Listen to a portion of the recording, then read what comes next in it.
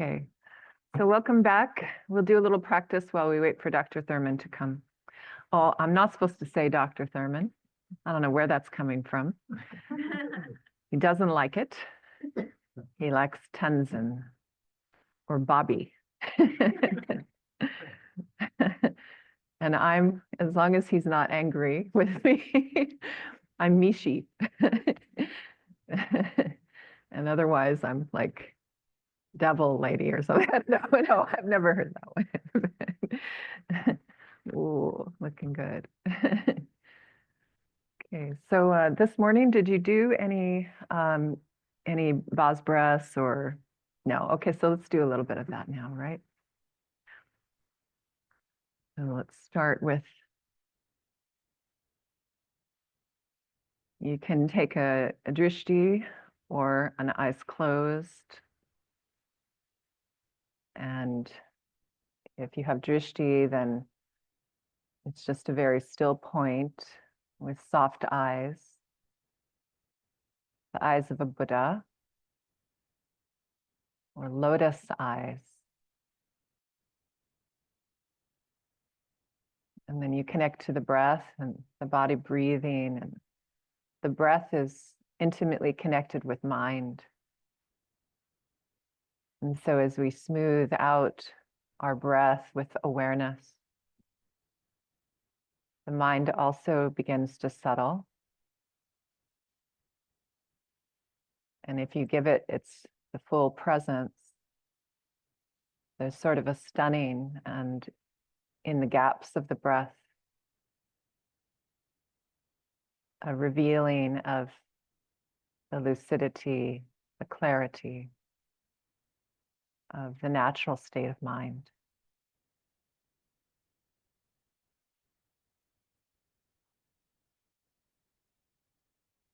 And as you drop more deeply into stillness,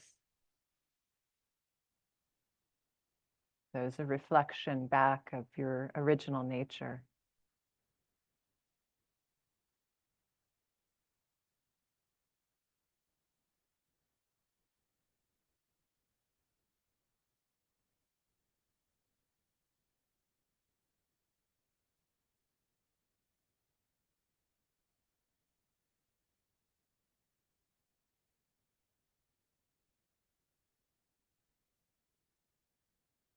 And then you come into a motivation for your practice and generate bodhicitta.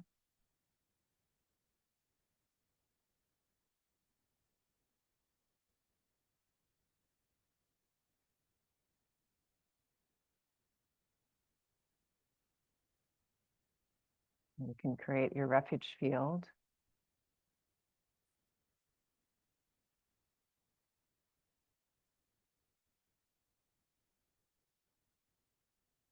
And so then when the refuge field is there, you take refuge, and then bodhicitta.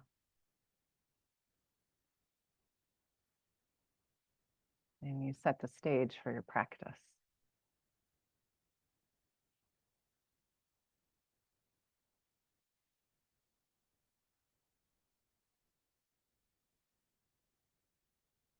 And then in that field and with those intentions, you can begin to practice dissolving the ordinariness of the body and take on this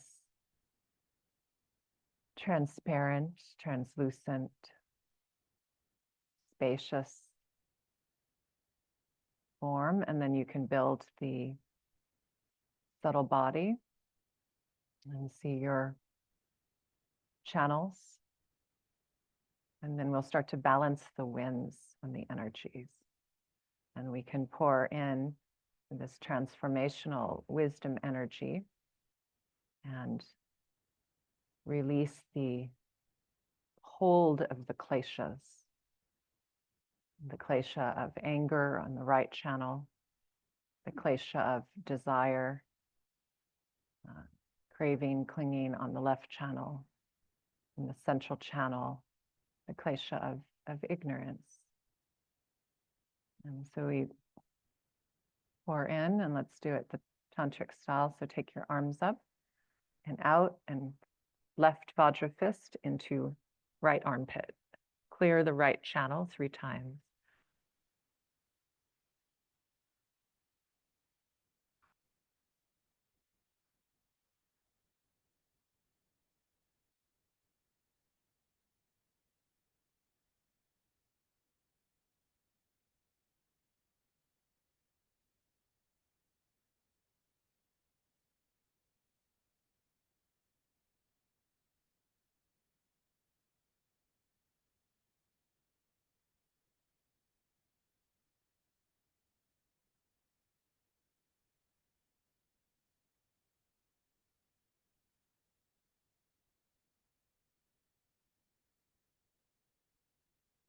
When you're ready, you'll clear your moon channel 3 times.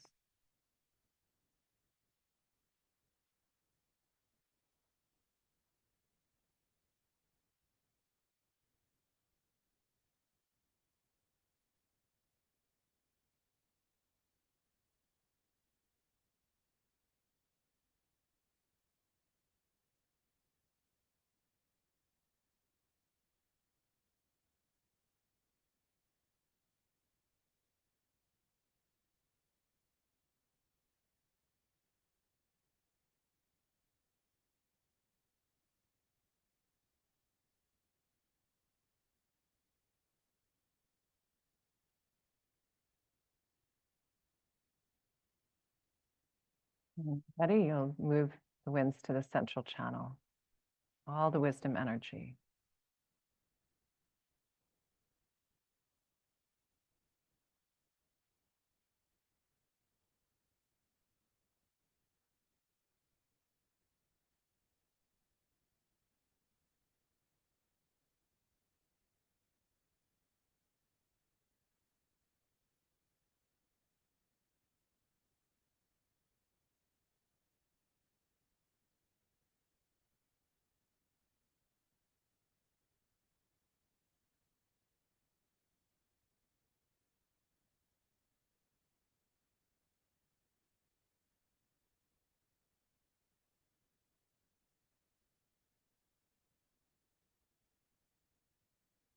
And then when you're ready, you can begin Bumpa Chen. And the first one we'll do is like the hula hoop. So you can take a vase breath and circle 7, 14, or 21 times clockwise and then counterclockwise.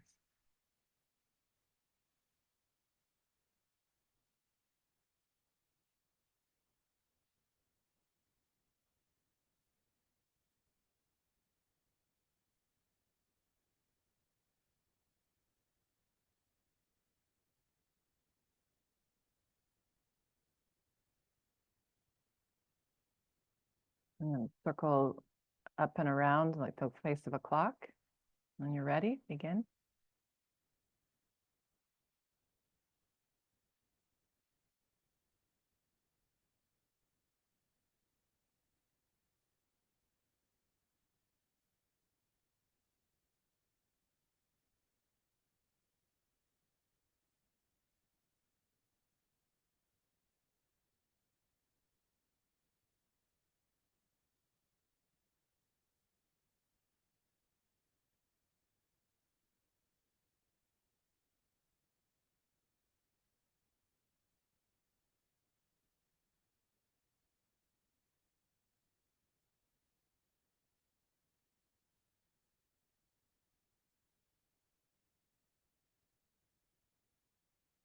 We'll take a vase breath, and it's like Agnisara, you push out and then let it go back in. Shout, let it go back.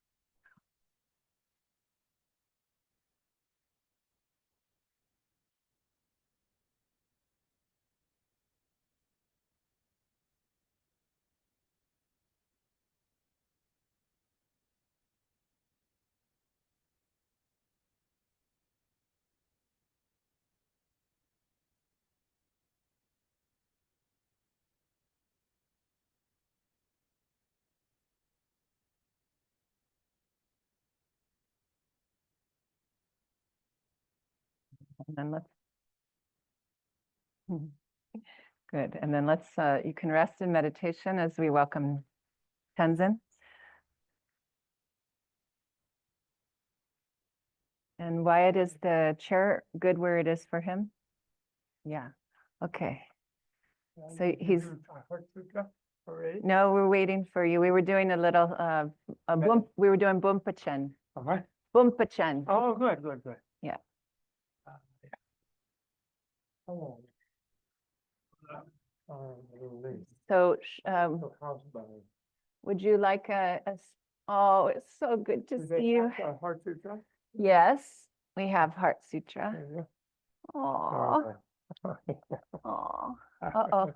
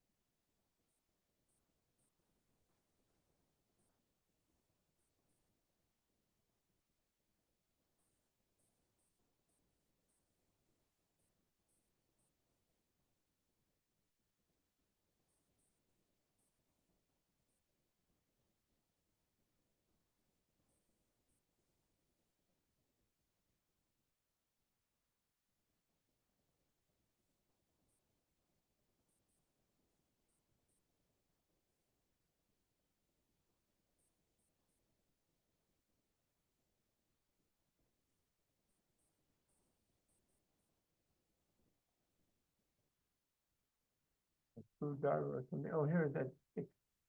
Yeah.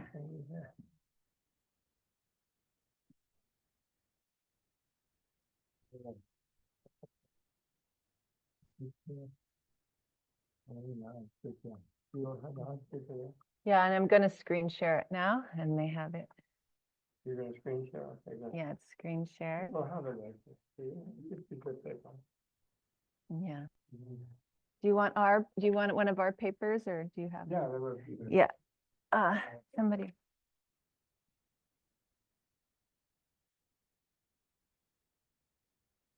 This is Baptiste. I do the same thing. Yeah, Tenzin. Baptiste, yeah. Hello.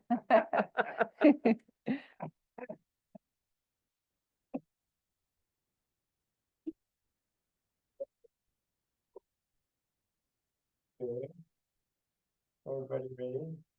Have you been doing? Did you do before? We've been doing it every session. Good. Did you do a commentary on it for them? No, I could, but well, of course I could, but we were waiting. Why should I do it when we have you? I know. Someday, one day. It's a Japanese thing. But they usually have a big wooden thing to do it, because you go syllable by syllable. Because you're not trapped in language in a way then. But he always does this before anything, whatever else he does. To have this spread. So it is a Mahayana Asia-wide tradition. Okay, in Sanskrit, Bhagavati Paramita. Yeah, sutra in Tibet and something they Moshe Bhashin Birdo in English, Blessed Lady Buddha Transcendent Wisdom Heart Sutra.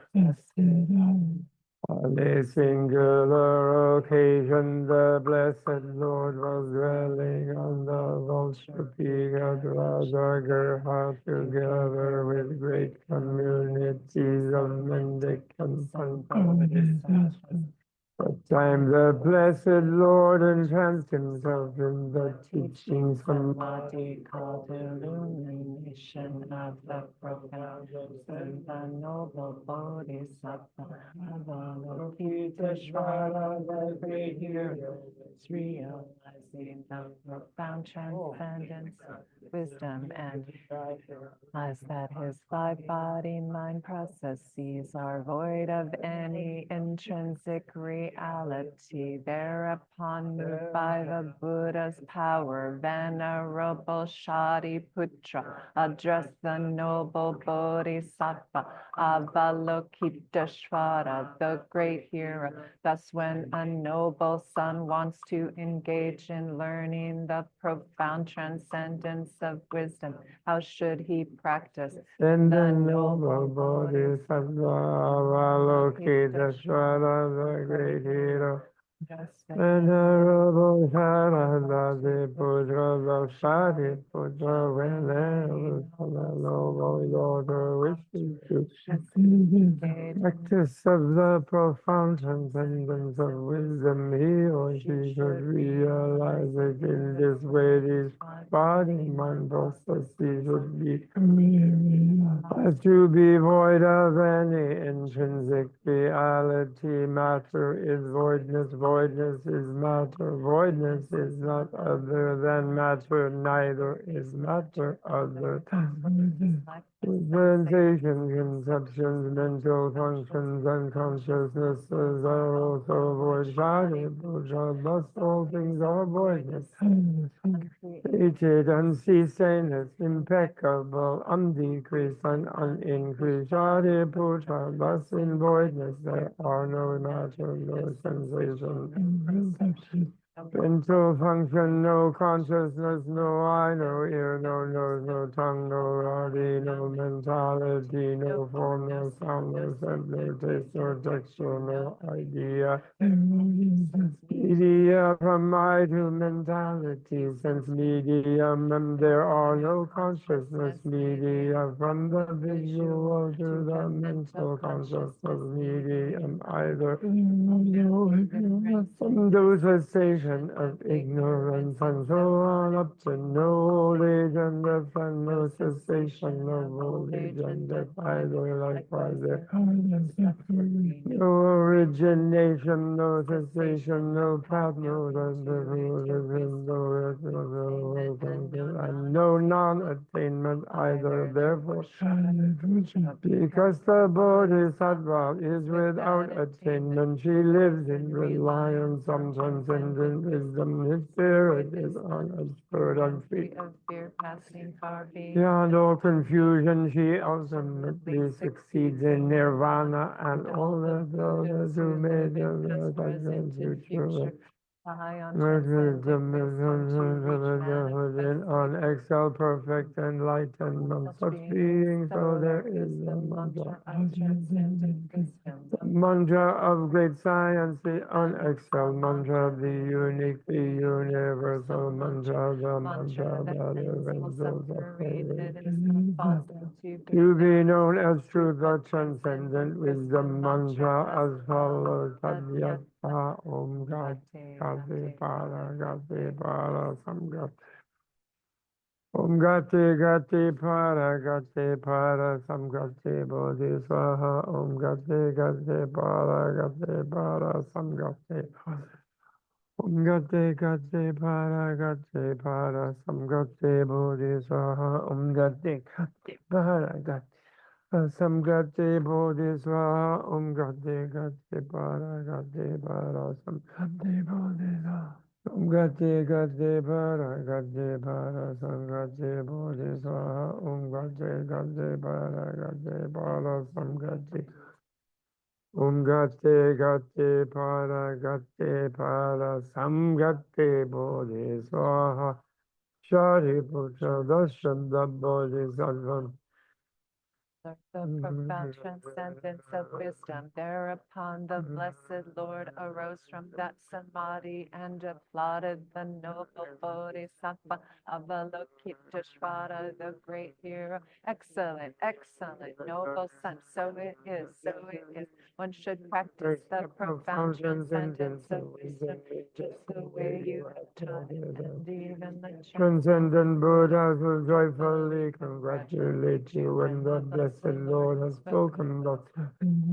Sharadati Pusha, the noble Bodhisattva, Avalokiteshvara, the great hero, and everyone in that audience. the whole world with its As human titans and fairies rejoiced and all applauded what the Buddha said.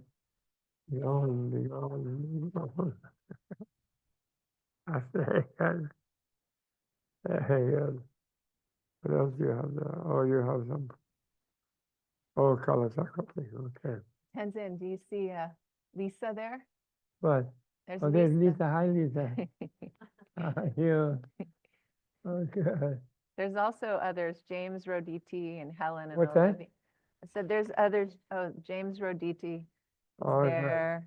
Oh, there's James. Oh, yeah. There's Mark. Oh, great. Mark's there. Justin, Olivia. Yeah. Yeah. So some Great. people popping in. Wonderful. Wonderful. Oh, Helen's here too. Hi, Helen. So I'm sorry I was late. I'm driving more slowly. I'm really very still a little feeble. And Bayer came and did cupping on me yesterday. And you're going to see him again today. What? You're going to see him again today, yeah? I maybe. I thought it was dry. And very good. So does anybody else want to tell us about clear light? About Vajra today? Yes, you want to? Oh, good.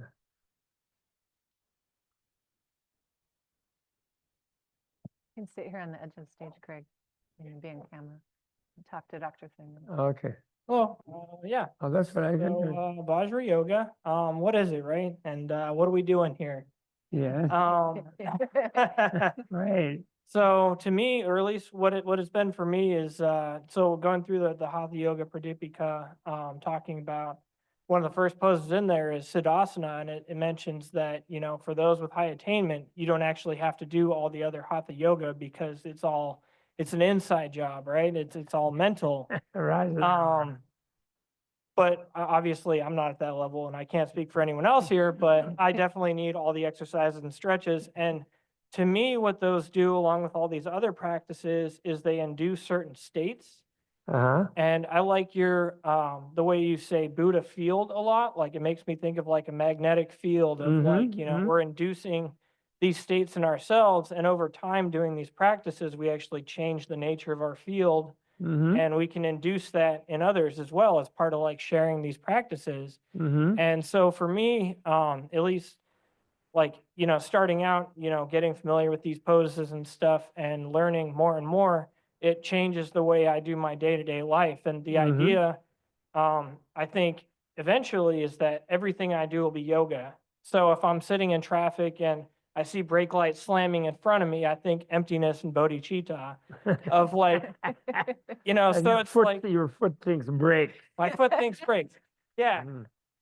But it's like in practicing this, it slowly becomes part of my everyday life. And so like the more I do it, the more it becomes familiar, the more I think about it. And, you know, so in terms of like how that ties into the Vajra thing, you know, it's how I think about just day-to-day life and how I can be of service to others and try to be helpful and realize that, you know, all my traumas and dramas and all that is empty of inherent existence and it's all made up. So as long as we're making stuff up, let's make it good.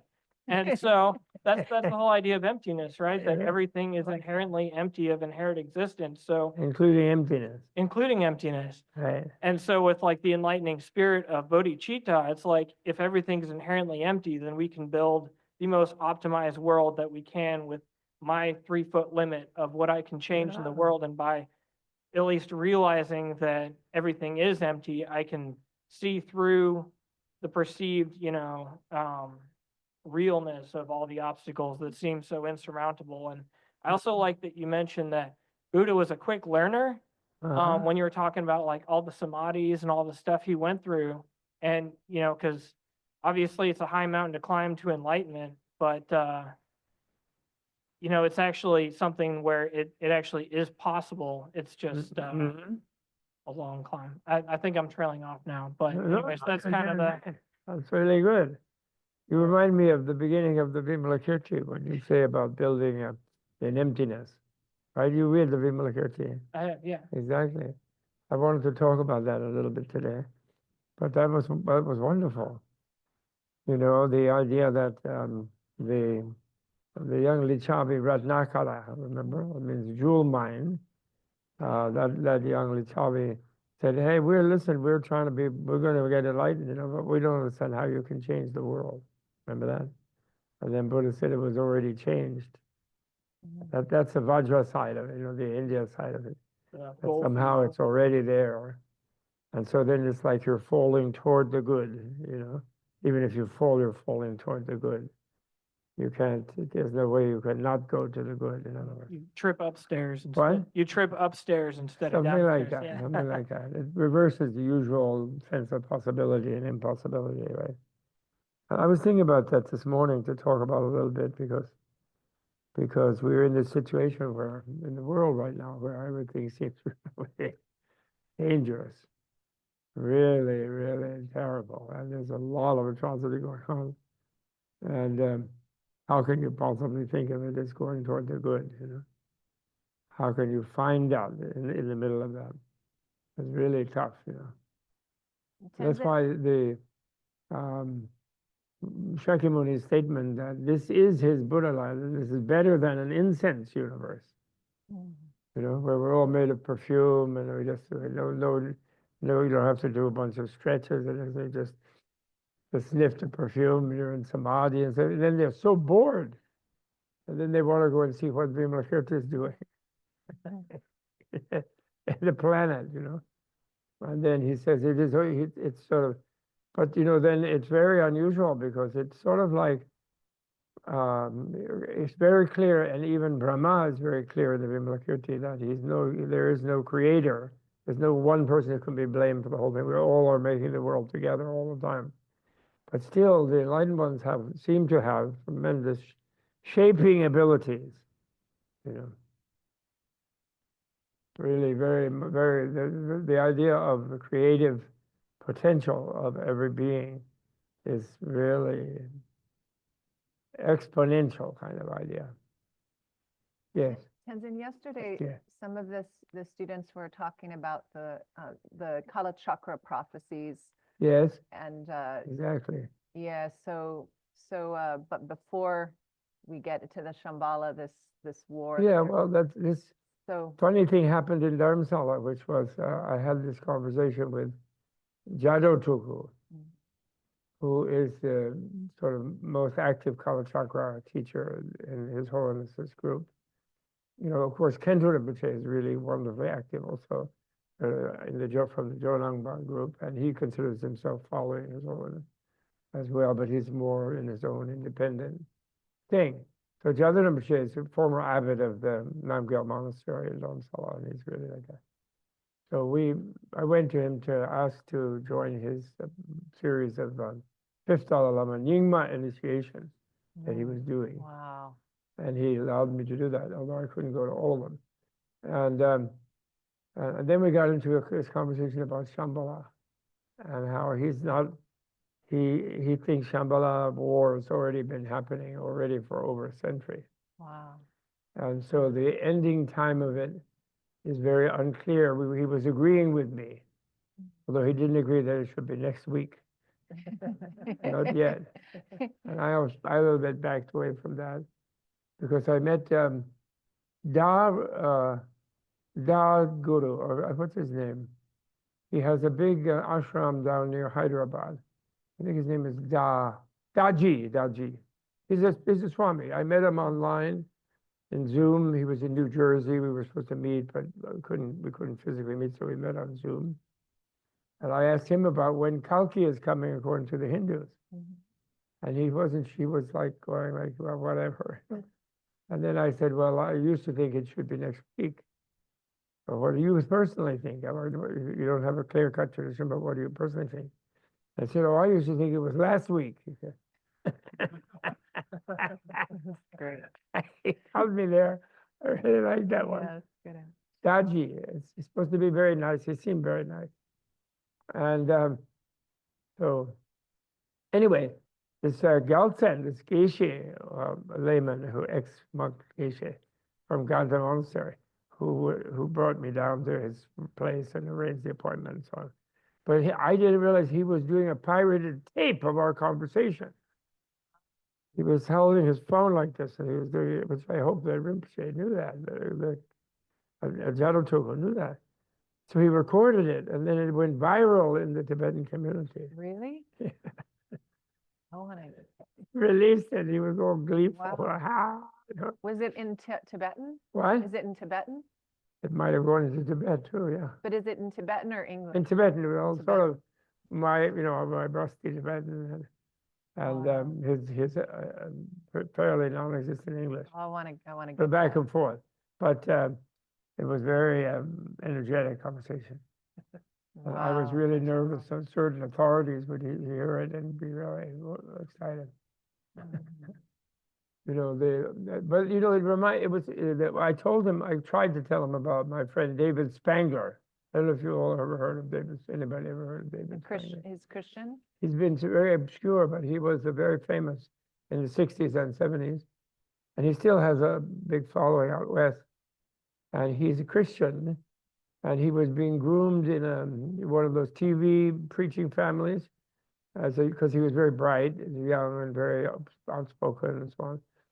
And then he ran afoul. He was like a Western Krishnamurti, you know his story, where he was groomed to be the avatar, blah blah, and then he refused. And so anyway, one Sunday, an uncle of his was preaching doomsday and rapture, and like everybody's going to get punished, And he said, "No way." He got upset as a teenager, and he said, "That's not going to happen. Jesus is not going to send everybody to hell who doesn't do whatever he wants," and all this kind of thing. And then the guy said to him, "Well, who's going to stop him from doing that? You?" Mhm. And he said, "Yes." Yeah. And that was how he Love broke it. from his community, although he remained, of course, a very strong Christian. Then he was at Findhorn, famous sort of mystical New Age place in Scotland. And he was there as a part of his reveling. He went to Findhorn. And then somehow he channeled a book called The Birth of the New Age. It was a really famous book in which he was channeling John. Because, of course, people assumed it was the book of Revelations, John, the original rapture vision, of the Antichrist and so on. And in that, he came up with the idea, which became very popular, and which I like very much, because it's like my idea. I have the same idea about Shambhala. And that is that the New Age, New Jerusalem, etc., is already here. And there's this sort of fine skein of light web on the surface of the earth, or wherever, I mean, I don't know how many inches over this or what, but there's this web of light. And anyone who chooses love and joy and kindness and so on is standing on that web of light already. And then there are those who are in between the web, in the gaps of the web, because they're standing in the darkness of egotism and violence and so on. And so we had a sort of Shambhala revelation sort of meeting years ago at Lindisfarne in the 70s. And one famous Lama was there also, who I was translating for. It was marvelous, really marvelous. Wow. So that's a better way. I think His Holiness also doesn't like the detail of the prophecy of Shambhala. He likes the yoga of Kalachakra, but he says that he's not sure about some of the detail in the You can't just sit around and wait for some new age to occur. He always says, he doesn't believe in that. That it was very disappointing to some native people he would meet over the years. A few times I was present in some of those meetings in the West, where they would be sort of a little bit ghost dancing, And then he would say, you can't just sit and expect something like that to happen. You have to like live it right now, sort of thing. And then, oh, we thought you were the brother from the East who was going to confirm that it's going to happen, and the thing is going to peel off, the scales will peel off. And he would always disappoint them. Tenzin, which book of the Kala Chakra is the prophecy in? First chapter. The first chapter. And you didn't translate that yet. What? You didn't translate that. No. No. Well, I've translated the praising verses about it. The praise verses of Pundarika, the commentator. The version of the Kala Chakra that we have is a compression from a 12,000 verse version to like 1,800 verses or something by Yashas, the seventh king of Shambala, who which is somewhere in the Arctic or some visible place. And because before that, some of the Brahmins in the Shambhala society, which are like an Indian type of people, were fed up with the complexities of the Kala Chakra. They wanted to go back to India and so on. Then they got lost in the desert and in the ice and in the whole impossibility of getting out of there or in of Shambhala. And he rescued them all, brought them back, and then he said, I made a simple version for you. And then he gave a mass initiation to the whole society, supposedly. And then he said after that now they'd all been initiated in the Kala Chakra, so there was no more any caste system. Everybody was in the one caste, the Vajra caste. There was no, Indian caste system. And so that's why he's called the Kalki. Then the kings after him are called the Kulika or Kalki kings, which means that they were pasted into a single caste, Kalki. And that's why I call them democratic kings. And his son, the next king, the eighth king, he said, you write the commentary on the abbreviated version. That's the Lagu. There's a Pundarika. Her name was White Lotus. And he was Avalokiteshvara. The Yashas was a Manjushri. And then his son was Avalokiteshvara emanations, according to the legend. And he wrote the stainless light commentary. And the praising, the initial salutation verses of the stainless light, I did translate those, and somebody else translated some other parts. But there's a bunch of alchemical stuff in it that's very complicated, and a bunch of astronomical stuff that's that nobody really can deal with. And then it can be misinterpreted as being, like the Armageddon thing, and that's why it's considered not useful. In some ways, But I have to finally fix it. Maybe if I live long enough, I'll fix it. And where are you? But the key point is that after Shambhala and after New Jerusalem, the Christian one has the same idea actually. The Greek one revealed by the guy on Patmos, John of Patmos, and that is that after the New Age, you could say, there's no churches. So not everybody is going to church all the time, I don't think, because life is sacred. Like you just said, what's your name? Craig? Craig, that's right. Craig, like Craig just said, daily life is yoga. Meaning it's connected to Vajra. So it's all within the framework of the goodness, right? So that means that not everybody has to be Buddhist in Shambhala at all. And that's in that first chapter. But there's the misinterpretation is because of when it came back into India from Shambhala, it was the time of the Muslim conquest of India and Africa and everything. So it was, there's a misunderstanding. That's why it's not good to translate without being properly understood. Where are you at with translating the 5th chapter? It's all translated. It will be released? well, these translators they're both my students, then they got all prima donna-ish, and different things happen where they're like holding them back, I just have a copy of it anyway. What? I just have a copy of You have a copy? Sure. Sooner I'll or share later. it with you, Lisa. Sooner or later. Absolutely. But actually, the fourth chapter, which is published, has some errors. But the fourth chapter has the perfection stage it introduces at the end. The fifth one is really just sort of refinements, and it's really amazing. And nobody can really understand it, even your words, even though you have the words. It's very complicated. It's very explicit and so amazing, really. And I'm discovering it in the Guhya Samaja, actually. Think about in the way the magic body is understood, the subtle body.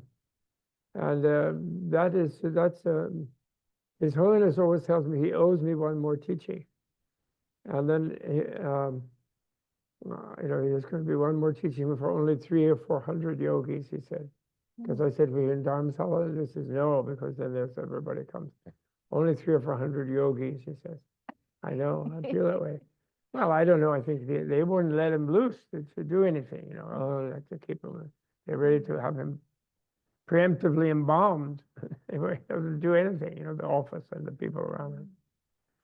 And but it might happen. Jadam Rinpoche would be very instrumental, I think, about all the perfection stages and the subtleties of the magic body. Do you know about the magic body? Of course, people rudely call it the illusion body, because Maya can mean illusion and magic, either one.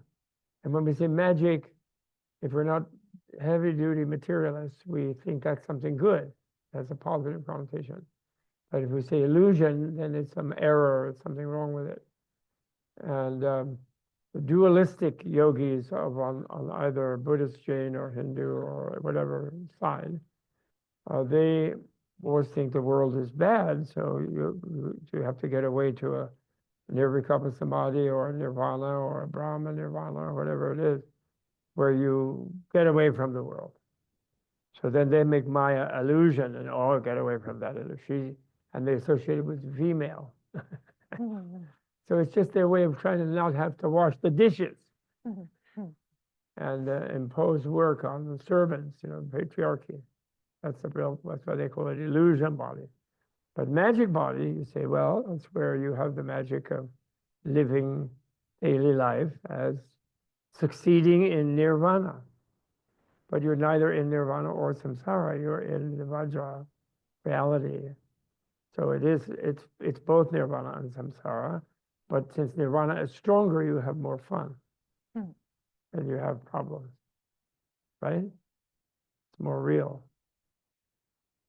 So the magic body is like that. So the question always is how is the magic body created? And then this would compare, what I was thinking was in Hinduism, they have astral body, they have 5 koshas, there are different systems like that.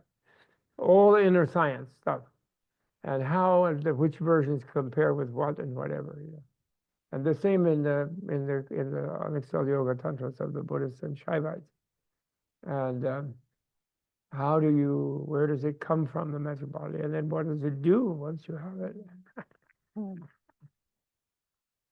And anyway, the verses I translated, the first one, are all about the last 30 or 400, there's like 108 verses Pundarika wrote. But the last 30 or 40 all have a one theme ending. And they all depict some catastrophe.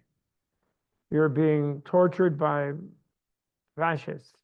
You're being robbed by robbers. You're being eaten by cannibals. You're being attacked by a typhoon. You're being attacked by an earthquake, by a flood, by crazed serpents, by mad elephants, by lions and tigers, and every conceivable bad thing that can possibly happen. And then it says in the last line of each verse, as long as you're at the feet of the yogini, you're going to be fine. So it ends up about the Vishwamata. Instead of Kalachakra being the big guy, it's Vishwamata, the big mom. And Vishwa I used to translate as universal, but Vishwa really means multifarious. Vishwa means all kinds of things. So she's everything. And then this is that the unique Kala Chakra thing is that she has a body with no atoms. That is to say, she's pure energy and doesn't require crystallizing little bits into atoms and cells and linking them up in some way, like a dualistic way about mind and matter. It's not that it's not matter, because energy is matter in a way, but in flow. And mind, it's not that it's not mind, because mind is the energy and the matter at the super subtle level are the same thing. And if therefore reductionism in either direction can be used temporarily, but neither is correct. Those who say it's all mind is wrong, and although in a certain context that's useful. And those who say it's all matter are wrong, but in a certain context can be useful. Because the Indian science is like that. It's not dogmatic. It's aware that all descriptions of process and relativity are relative, and therefore they have validity within their framework. But none of them sort of capture everything, where you can just hold the world in some pattern of your own thing. And also that this version that you have, I keep changing it, but there's a couple of things that are later than this. I keep mixing up the versions. I have it. For example, I say the matter, sensation, and the latest word for that, best one, is recognition instead of conception. Wow. Because when you recognize something, you think you just, oh, there's Tara on the wall. But actually, this is how that Tara on the wall that I'm now seeing, Craig, is part of our field. But each of us see it in a slightly different way. So each of our bodies overlap with each other in the sense we're all looking at that Tara. And we think that is one Tara that sort of reads itself off to us, to our sense experience. But actually, each one of us is imagining it. We are recognizing it. That is to say, we look at something, and then, oh, the tower, the white tower on the wall painted by so-and-so, and blah, blah, blah. So we recognize it. That is to say, we put our identifying concept on top of it. But we do it so fast that we think it's in it. We project it as being in it, if you follow me. So we think that's an object outside of me. But actually, everything we are seeing all day long, hearing, smelling, tasting, touching, thinking about, is all part of our field. And so all our fields we're like a bunch of whales, like interfusing with each other without realizing it. Our boundaries are different from our skin. And that's in basic, the 5 aggregate, 5 heaps system of sort of how you inventory yourself, how you think of yourself. So now let me ask you all, in different classes that we've had, has every single one of you been through the meditation on selflessness that I always feed everyone? Has anybody not been through that? You've all been through that. May have. I think. What? I think maybe if I heard it again, I would. Okay. Oh, is that? That's a cue. Okay, so well, I wanted to do it. I felt I should do that today. And again, just because it's so key, it's so absolutely crucial. And it's like, there are all these books like Shantideva and others, and they always put the 6th transcendent virtue, or transcendence, really, the virtue we kind of add, which is, generosity, ethicality, tolerance / patience, creativity / effort, contemplation / concentration, and then wisdom / intuition. So those are the famous 6. Then there are 4 more, but a little less famous. But those are the very famous 6 transcendences, which are wrongly translated by everybody perfections, which is not correct. They are going beyond, param ita, going beyond. So, which is very important because that meaning, because it means that when you're perfectly generous, you don't perceive any generosity at all. You just, you don't see anybody else owning anything, and everything of yours is everyone's, and so on. So you transcend the idea of I'm generous, making a gift. You don't see what's called the three sectors of the act: giver, gift, and receiver. You don't see that, and it just sort of spontaneously happens. And that's Craig's method. That's the everyday method. Really good. And okay, so the transcendent wisdom one, therefore, it's not that you're wisdom, it's that you're non-dual with everything. So you know everything intuitively by being everything. And so you're not sitting there possessing wisdom, if you follow me. That's why transcendence is really key. Why did I start to mention that? Oh yeah, Because you're because gonna that, do yeah, selflessness because with that's it. always put as the sixth, because they want sort of people to a little bit ingrain some generosity, some ethicality, this and that, because that sixth one, they're always afraid people are going to become nihilistic, and they're going to confuse emptiness with nothingness. But actually, that one, you can't find even transcendent generosity or transcendent ethicality without the wisdom. So they all interfold with each other in that sense. So that's why that's so important. And then I always put that first. And also in the Eightfold Path of even the dualistic Theravada, the realistic worldview is the first, because it is based on a realistic worldview that you have a realistic motivation to practice a certain way, to do something, whatever you do, to live, and to practice and to perform. And so it isn't that having a realistic view of it settles the matter, but it orients you so that your action has the power of the sense of confidence. You have a kind of confidence. One of the biggest horrible things that is used both in Buddhism and Hinduism and Taoism and all the more contemplative traditions is the idea that the practitioner is supposed to be very timid and self-critical and join in the regular, ordinary, the authoritarian cultures of every human being is supposed to be put down. Everyone's ignorant, or everyone's sinful, or everyone's bad, or everyone is whatever, wrong, whatever. Right? This is used by authorities to make you think you need the authority. So it's a root of the authoritarian personality. And according to the Arcturians, or my guru wife, partners, teachers nowadays, that's what the humanity is facing today. We're facing this thing where there was a genetic thing. It wasn't an mRNA virus injection. It was a DNA injection making us enjoy a state of subservience and lack self-confidence, and feel we need to be bossed around by a dad or a mom or a king or a high priest or something, and then projecting into the universe some big boss, some big, really mean, punishing, judgmental big boss. Seriously. And that's what we reached a point as humanity where we're about to break past that. But it's the last vestiges are crushing us down from all directions, is what's really going on here. And they seem to be all powerful right now and inescapable because they're so desperate themselves, actually. But luckily, they're 100% confused themselves. They don't know what WTF doesn't just mean World Trade Federation.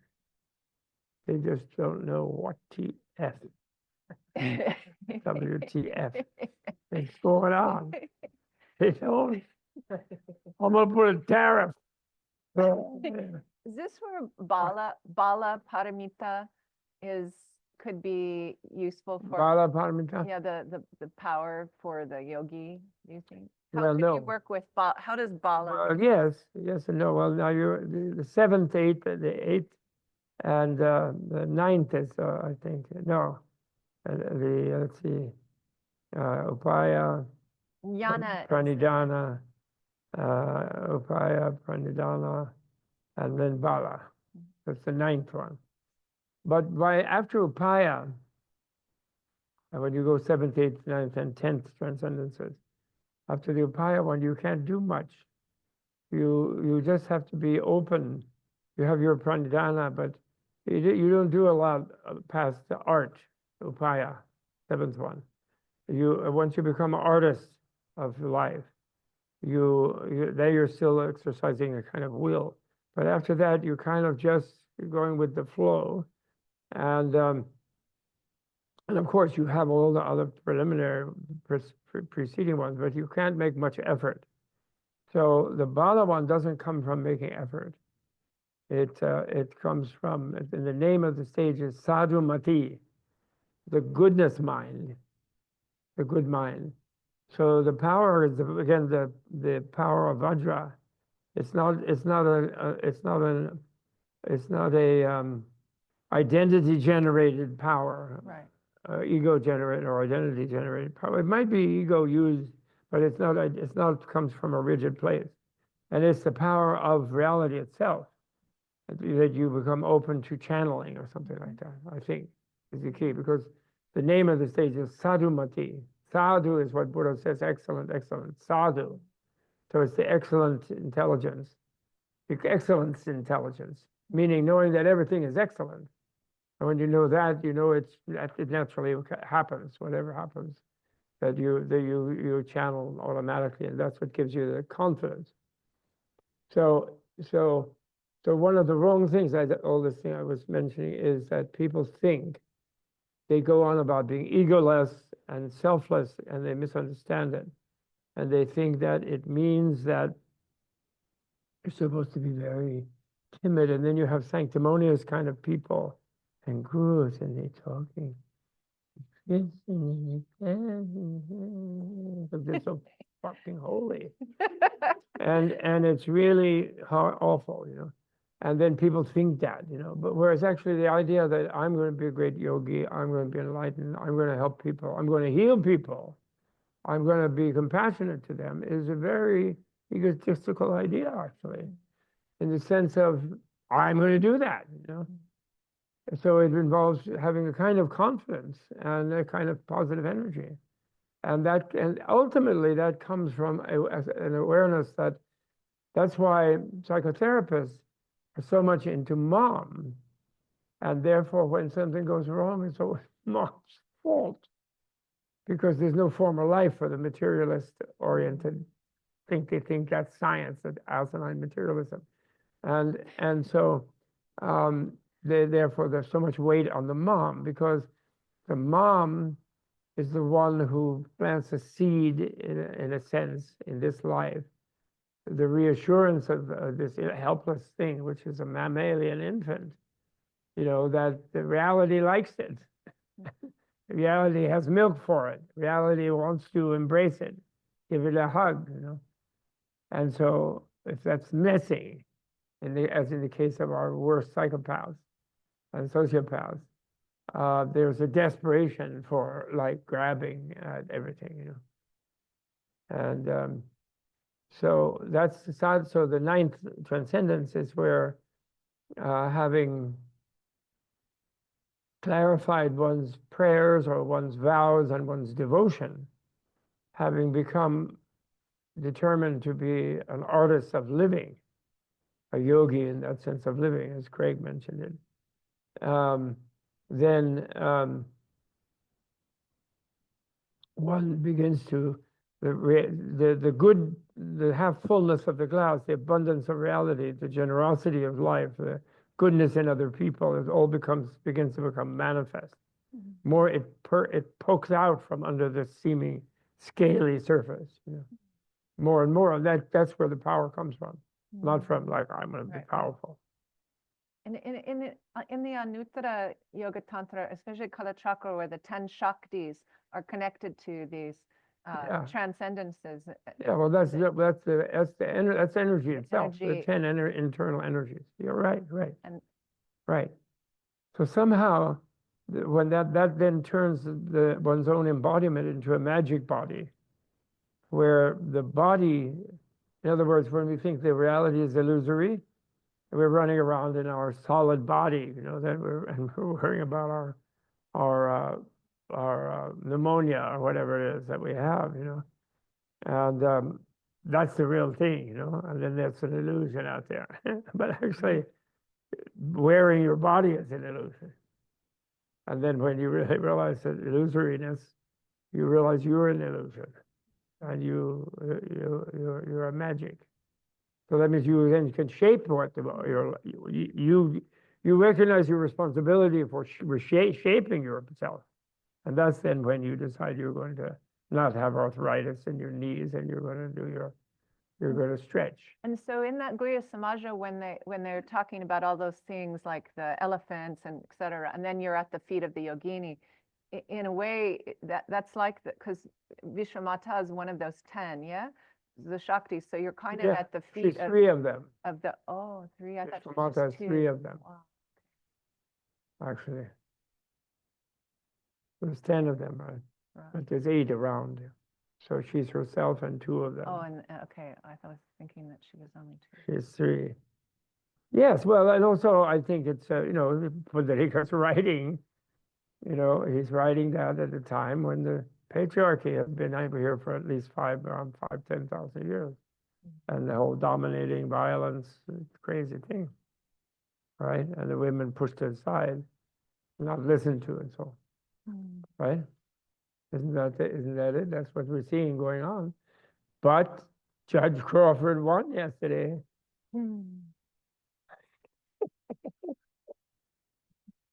She said they'll make it with his 20 million. Can't buy the courts, she said. Did you see her thing? Judge Crawford. That's very important. Look at Lisa in there. What? Lisa and The Wisconsinites finally shaped up. Wisconsin was where the first Kala Chakra in America was done, near Madison. And I had a wonderful experience doing it. When I was sitting in Lake Mendota on the dock with my feet dangling in the water. And then I was still dangling my fingers. And it was shortly after Reagan had arrived. I was a little stressed out. And but then when I flicked my fingers like this, the ripples went toward Washington. And the ripples were ripples of the splash of sheer goodness, which is associated with the Kala Chakra mandala. Just the impossibility of everything being totally good. Impossible. And yet it's a reality, perhaps. What? Oh no, I'm just inside with Kelly because Kelly told, is it okay if I say that? Kelly told me yesterday at lunch, you should just come here. Kelly, what did she say? She said that Kelly. she thought if she got stuck in a room with Trump and dream? Elon Musk and everything, that they would swallow you up or kill you or something. I don't know. They did what? She felt that if she ended up in a room with them, she would be sort of crushed by them. And I was like, no, you have to find your Vajra power, and get them with the compassion and love. But anyway, Absolutely. yeah, come because they're much. I think you need to hear They're from desperate Professor. people. Yeah. You have to realize they're desperate people. Tell them what you said. Sit here by me. Okay. Oh no, now you're going into politics. Okay. Yeah, it's Okay. important because this is her. She's struggling right now, so we're her teachers. Well, hello. What? They're present everywhere. It feels like they are in my house now. Yeah, they are. So now I have to face it all the time. And I think they're dangerous. I think, course they they've are. been really mean to women, and I don't want that energy. So it's just wrecking all the time. What am I to do with this? My peaceful home is now infected. Well, the thing is this. There's a sutra called the Mrdu Sutra. And Mrdu means gentle. Deva in Tibetan and gentle, and Mrdu in Sanskrit. So it's Mrdu. And the R is a vowel, and he was famous in his society in this little sutra, where he found this like the Kohinoor diamond wrapped in a bag of filth somehow. He was a beggar. He was the head beggar of the begging community in that community. And so, and he found this incredible jewel. So it became very famous that Murdu has the most valuable jewel that anybody's ever even dreamed about. And then he announced that he didn't want the jewel because it would disturb his life as a beggar, which was a pleasant life in that particular generous society. And he was the head of the clan of the beggars, whatever. And so he was going to give it away. And then people were like lining up and who's going to get it and blah, blah, blah. And then the king thought that was amazing. And so the king said, well, when do you want to decide? And he said, well, I'll decide on the full moon, and blah, blah. And then the king said, okay, well, we'll have a big thing in the front of the palace, in the market, between the market and the palace or the temple, the center of the city. And, you can make your announcement. And he goes, that's great. So they made plans. So everybody gathered, and there it was the jewel. And then who gets the jewel? So then Urdu goes up and he presents the jewel to the king. And the king said, well, why are you giving it to me? I own the whole society. No, he says, actually, you are the poorest person here in the entire society. You completely are always aware of the need of more than you can fulfill. And you really feel poor and so on. You really need this jewel. And here, Your Majesty, here's the jewel from the beggar to the king. And everybody was happy except the king. Because, of course, he knew that jewel was still not enough to satisfy everything, that was in his kingdom. And he was a good king, in other words. And so Musk and Trump are two desperate characters. Musk's grandparents were the head of the Nazi Party of Canada in the 30s and 40s. And then they lost the war. So at the end, the grandparents, and that's the maternal grandparents. So the mother is still a fan of Hitler. And then they moved to South Africa because they would feel they were more like their own type of people in apartheid 1950s, for the 40s, 50s, 60s, South Africa. And so that's how he ended up coming back from South Africa. But they were in Canada. And so when he said that to the Alternative for Deutschland, Heil Hitler, and said, don't be ashamed of your grandparents anymore, it's too long. He was being personal, which we didn't, nobody realized. There was a biographer came from South Africa and was interviewed by Amy Goodman, and two long Amy Goodman sessions that are on YouTube. And he just spilled all that and what they did in South Africa in relation to the apartheid thing. Makes so much sense now. It's so that means they were brought up like that in this really harsh way, and made to feel the world is not really want them and they have to dominate it and so on. So they're desperate people. And if you read Mary Trump's book, the niece, psychiatrist's niece, she's, you don't get mad with Trump. You start feeling really compassionate for this total deprived, weird child who had some really good did a lot of good yoga in previous lives, or he would have killed himself with burgers and fries and weird crap by now, long time now, and his inability to have any kind of internal orgasm. He's completely incapable of that. So he chooses people who dislike him, actually, but then dominates them. But it doesn't really get much out of it, So he has to slobber down another burger and more Cokes and some things, But he somehow didn't kill himself yet. Because that's a good karma part, He's mentally demented, and he's very upsetting and horrible, and he's just lashing out, basically. He's having one long 7, 8, 8-year-old tantrum at the world, wrecking everything. But in a way, a lot of people put him there. Somehow they're convinced by him. Well, my egg price is really going down now. Thank you. Very insightful. So my point is this. I'm just as bad as you. During the inauguration, I was in a meditation retreat. And I got into quite a good state. And actually, I joined them in the Congress building there, because they had to go in the hall with all those Confederate general statues and the weird pillars with the tobacco leaves on there. On the top of the pillars, you know, the capitals on all the pillars of the building have tobacco leaves, you know. And so I joined them in there, you know. And then I was a bit upset. I was trying to figure out, like, where's the magic body here, you know? Where is it, you know? And then they all completely disappeared. They just vanished. All of them, except Bernie. Few who were really grumpy, AOC, Bernie, they were all sitting there on the bar, wherever else go. They were just unworthy, and they weren't there in that place, you know. I don't know about the statues.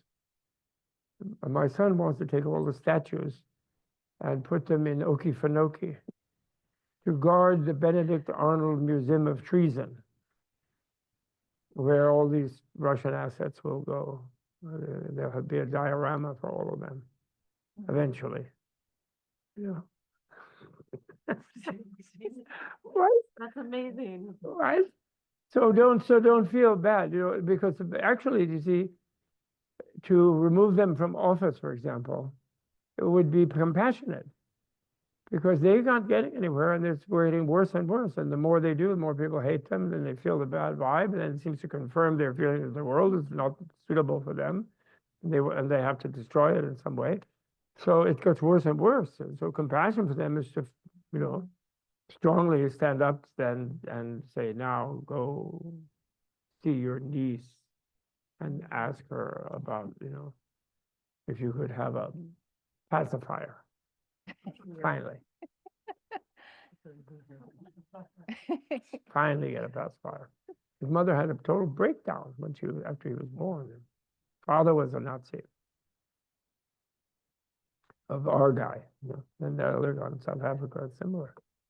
And so somehow this has come to the surface of where you then look on the thing they don't want to show you in the the billionaire-owned media, and they won't show you the massive, like 40 blocks filled with 300,000 people in Pennsylvania, and everywhere, you know, and Judge Crawford's victory, which could result in 4 or 5 House seats by getting rid of the unbelievable gerrymandering that was put in by Walker and David Koch and Charles Koch into ruining Wisconsin.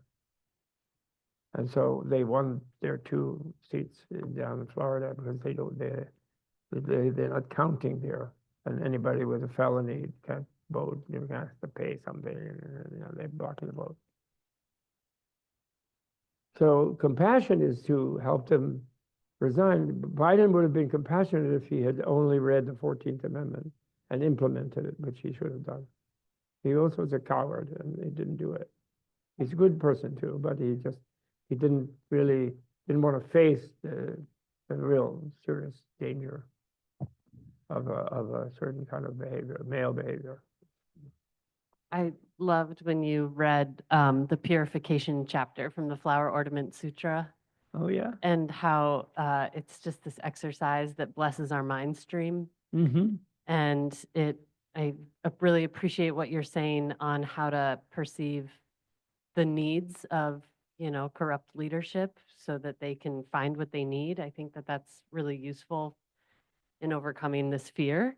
Mm-hmm. And it just, the Flower Ornament Sutra section that you read to us was, as you said, just every moment of our day, there's something really specific you can do to think about the benefit of others or for something that affects something else. And that came to mind when you were talking. Thank you for reminding me. Yeah. We need it every moment of every day. We do. Thank you so much. So anybody else wanted to say anything who has not spoken yet about it? Anybody? Otherwise, we'll do a minute. Oh, good. Okay, come. This is Vanessa. This is Suzanne. Vanessa. What? Vanessa, Oh, Vanessa. Okay, from okay. Wisconsin. Vanessa's from Wisconsin. Oh, wait. Yeah. Yeah. So I celebrated before I Do went you to bed know last night. about Kirk Bangstad? Oh, everybody has to know Kirk Bangstad. He's in some place in rural Wisconsin. Oh, with the And- brewery? Yes. Yeah, I've been there. You met him? Uh-huh. He Yeah, is the best. he is. Yeah. He's, We should really order some of his drinks here. Next time. yeah. Oh, he had the hope, and he had the nope and the hope. And then, but he's very persecuted and sued and by some really. Yeah, he lives in a powerful- very red community. Yeah, so but they're keep really putting trying his to signs up. harass him all the time. Yeah, He is they very successfully he's have, unstoppable. yeah. Mm-hmm. I'm sure he was very much helpful to Judge Crawford. Mm-hmm. You actually met him? Yeah, I've been to his brewery 2 times. Okay, so Yeah. what were you going to say? That's Okay. wonderful. Kirk Bangstad. You really have to go Kirk Bangstad. kirkbangstad.com or something. Yeah. He's this guy, he brews beer and other things. He has a little restaurant and he puts up, uses his profit to put up big road signs that are very humorous, resistance. He had a big thing of nope, and then there was Trump was in the middle of the O with Yeah. a clown nose, and it was a beer that he made. And he needs our No fear. support because he was in this big building and they had a restaurant and everything. But they didn't renew the lease because of And the he's been ownership. sued for And he's been pushed and defamation, pushed but away, and he's literally operating out of a garage now. But you can still go to the garage and I know and- they sued yeah, him for such a huge judgment Yeah. by right-wingers in the little town that he's in, Yeah, that he got, like bankrupt, partly bankrupt, but he's appealing or something. He's a And he'll get hero. out of it. He's a He's hero. really He's a amazing. yogi. Yeah. That's So Vajra. yeah. You asked, was that yesterday that we were talking Yes, to what online? Yeah. Vajra meant to you. Yeah, and yesterday you asked who was teaching. Hmm? You asked who of us was teaching, Yes. and I'm teaching. Oh, good. And in your own center or yeah, something? well, I don't own it, but I practice and Oh, teach good. there. And in Madison or it's in something? Milwaukee. In Milwaukee. Oh, Yeah. good. That's very important. Yes. Yeah, and this training has really revolutionized how I teach, but also how I practice. Mm-hmm. And I was thinking about sort of what practice has made me, what has been most transformational for me. Mm-hmm. And the ninefold purification breath, and that I start every practice now that I lead Oh, good. in my where I get to work at the Heart Revival, it's called, Mm-hmm. has really helped me and the people that practice with me. Mm-hmm. I've always considered myself a visual learner, so Mm-hmm. Vajrayana is very supportive of that. Mm-hmm. But being able to really identify what I am attached to and what I am have an aversion to Mm-hmm. has really helped me come towards the middle path. And it's taken me from, being a practitioner of asana and meditation into like living really artfully and skillfully. And instead of living a really reactive life, I live a very proactive life now. Oh, And so that's my goal, is to help others live more proactively and artfully and skillfully mm-hmm. rather than in fear or in Mm-hmm. reacting. So that's for me what it is. And I just want to share one little story of how I knew for sure that this was working. Was that I think it was about 2 or 3 months ago, there was a new teacher that had come to the studio. Similarly to me, I was a school teacher for 13 years and kind of burnt out. Mm-hmm. And she was working in corporate America, burnt out, and is kind of on the path of a yogi now. Mm-hmm. And she wanted to, was going to start teaching more classes. So I gave up one of my classes Mm-hmm. so that she could come teach at the studio and start her path of Mm-hmm. helping others. And she decided to call her class. We have a lot of freedom there to what we want to teach. She decided to call her class Vajra Yoga. And Great. right, I would have been like, What? I would have in the past thought like, no, I'm the Vajra Yoga teacher. You can't be, I would have attached and held on and tried to make it Mm-hmm. mine, or would have been angry Mm-hmm. about it. And instead I was like, this is fantastic because there's going to be more than one of us here now teaching this style. And although she hasn't, done a specific Vajra yoga training, she's very attached to the idea of it. So I knew that my reaction would have been very different in the past. And now, yeah, I can be really middle path aligned through all of that. So That's really great. yeah. That's wonderful. Hey, the link for next year's course is up. Okay. The other thing that is crazy is that when I came here in November, I sent her a picture, the Menla little booklet that's laying around everywhere. She looks exactly like the woman on the cover of that book. Her name's Mickey. And I sent a picture and I said, hey, I think this is a sign that you're meant to take this Vajra yoga course at Menla because it's you on the book. Really? Really. And so it was, it's just the universe teaching me and her and everyone. So yeah. So let's hear it for Wisconsin.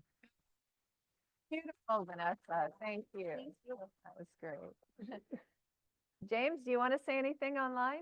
Lisa? James? I'm happy to say something online as a Vajra student, not close to a teacher yet. I've fallen by the wayside in both courses as life sort of took its. Can you turn that up, Wyatt, so Bob can hear? Shall I turn it up or you? I think Wyatt. Oh, that's better.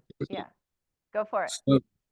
So from the lessons that I've learned from yourself, Tenzin and Michele, as two incredible teachers, I've been able to get a better understanding of my own true nature and an understanding of how I relate to the world and reality around myself. And seeing that, understanding that everyone is on a path up a mountain, and that path is unique and radiant for each different person.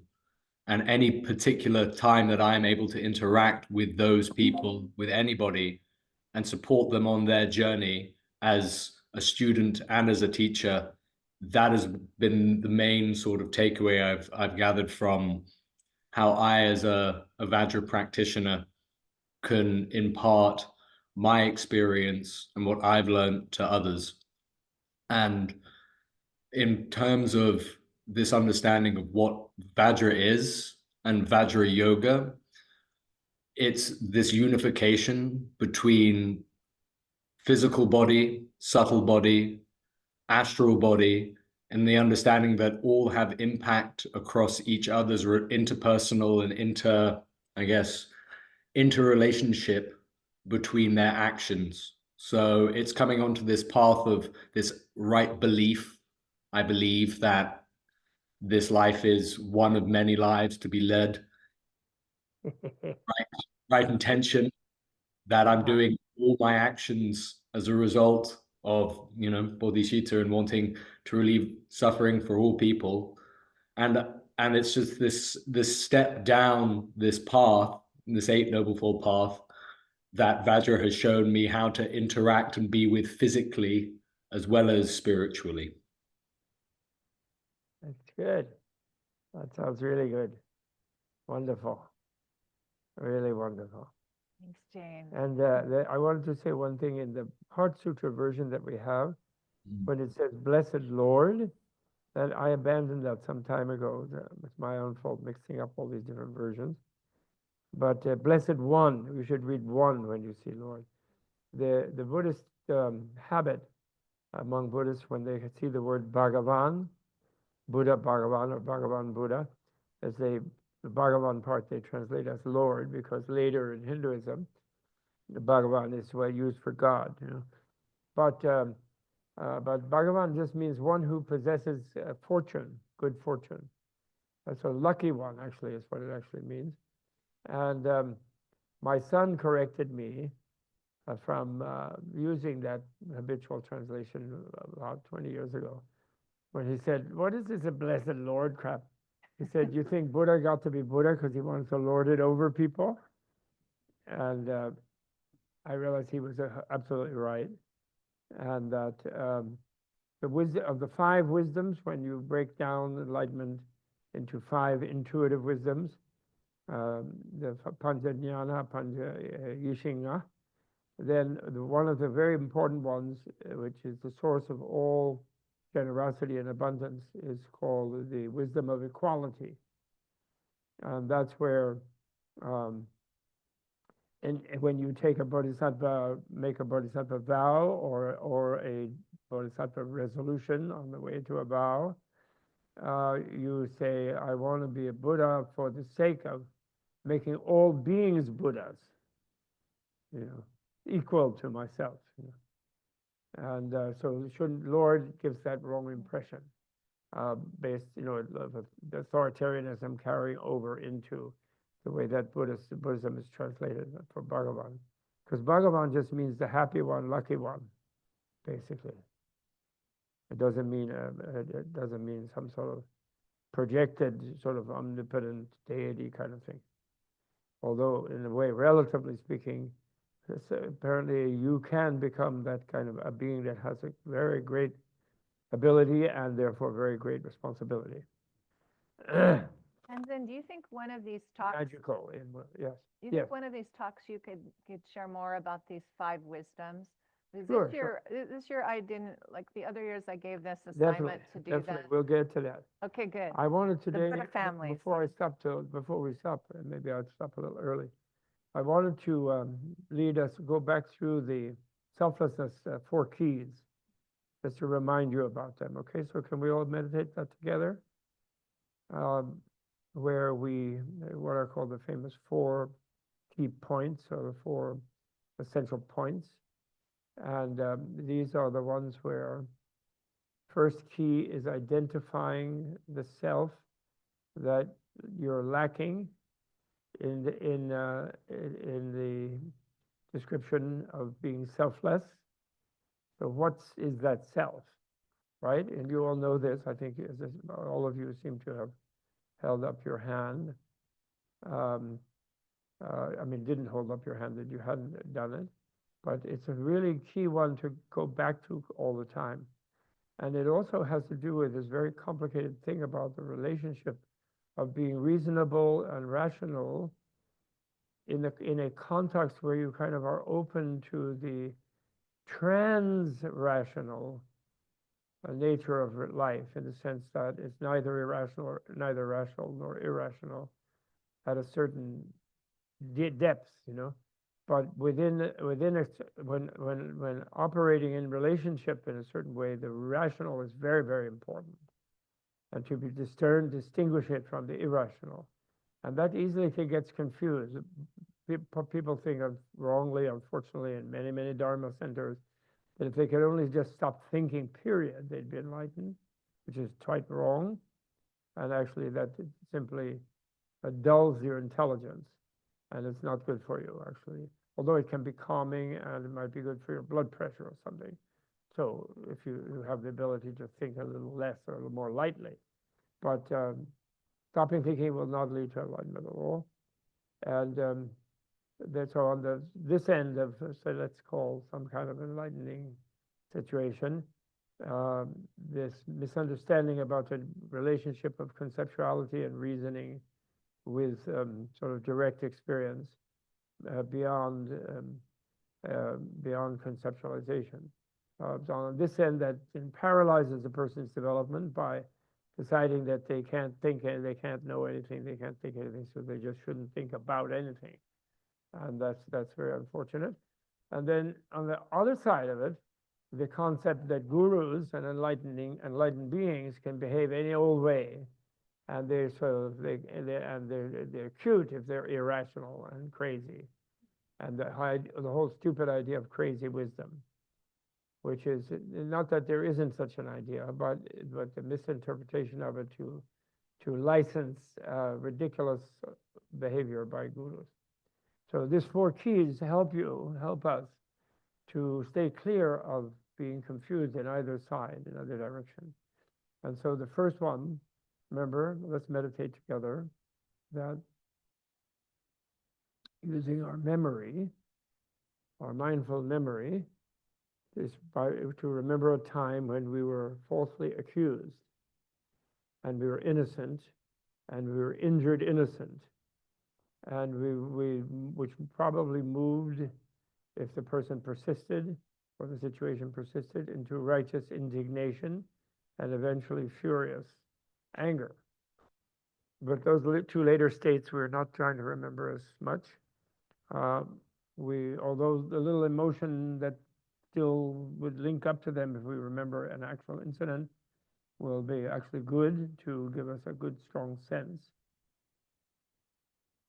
of what our sense of self, how it roots itself in our habits and exaggerates itself, and where we find in ourselves when we're in that state of injured innocence and the state of falsely being accused and injured innocence, that our real innocence being is under assault, and it seems to us so real, and we're so righteous, and there's no question about it. And then, we get to a point where we surprise ourselves that we thought we were more relaxed and more easygoing and able to see the other side of things and all this and that. But actually, there may still be some vestige of a really firm sense of unwavering identity and absoluteness about the self, which then takes the form of a feeling of tension in the stomach and in the throat, in the diaphragm area, and in the throat, a feeling of unbearable kind of tension and stress and tremendous discomfort, angst, relating to some really ancient Anglo-Saxon word like ang for pain,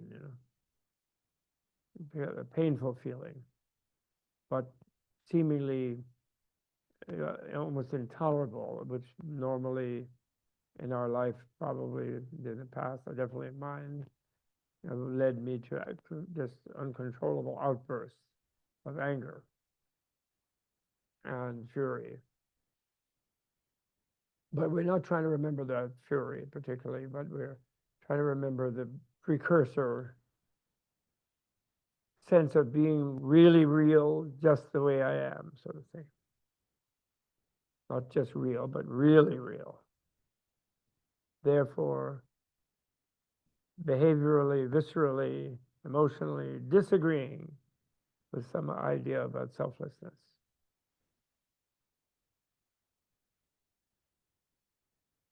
And remember, we can take a while doing that to see where there's still some root of that, in case there is.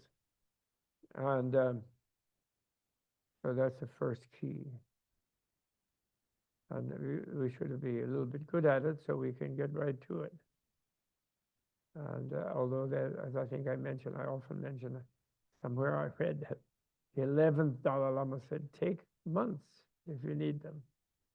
But that means to return to it, check it out. It's a place to check out. Check yourself out. And then the second key is kind of like the law of the excluded middle. It's called the law of logical pervasion in Indian logic, which is very, there have been books written comparing it to the Greek syllogism, the Indian syllogism, and the Indian one tends to win out on all counts, especially having to do with its practicality. Because the Indian syllogism, you have to give an example of the presence of your sign that you're using as your reason in your premise. Just to there's a little logic speak, so that there has to be a positive example of what of what you're arguing. Like a made thing you know, a relative thing is made of parts. So then you have to give an actual relative thing that's made of parts, like a watch or whatever it is. And then you have to give a counterexample of something that is not made of parts, but not relative, and not relative. And so that sort of keeps reasoning in the realm of practicality.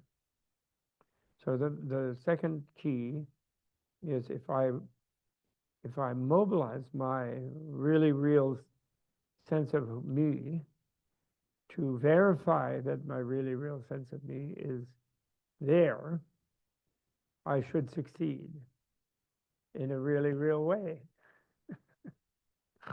And if I don't succeed in a really real way to my own satisfaction, not to anybody else's proof or disproof, but to my own satisfaction, then I will cope with the fact that I could be in error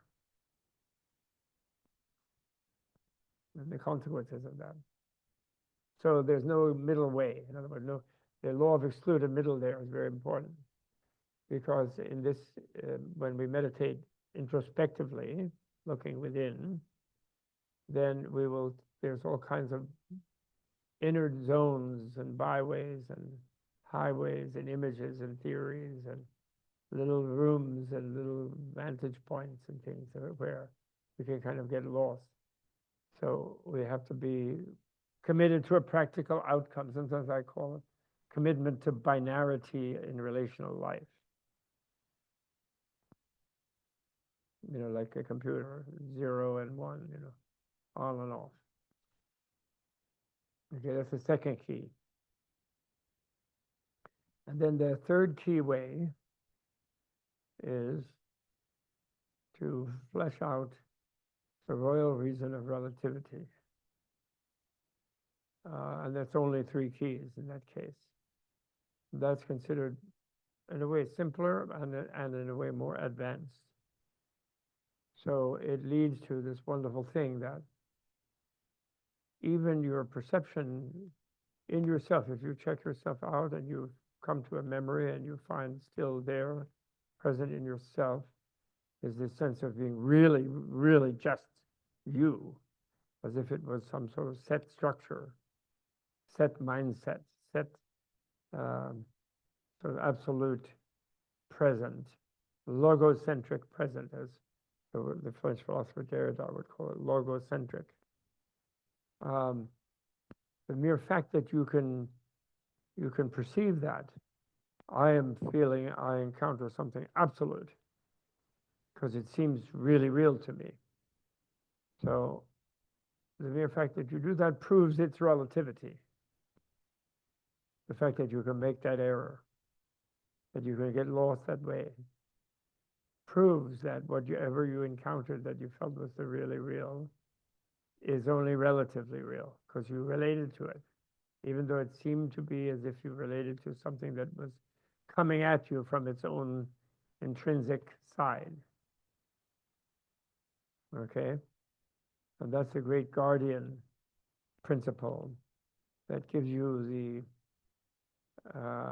freedom to find the point of responsibility and never succumb to helplessly becoming the agent of your impulses, out of control in that sense, and doing what you wouldn't want to be doing.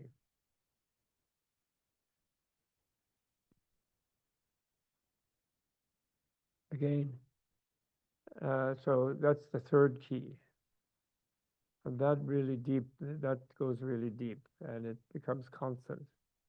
And it's really critically important. And it really is the source of being able to let go of the Vajra Yoga term when the newbie was grabbing it. And even rejoicing that she did. Oh, it's really good, really great.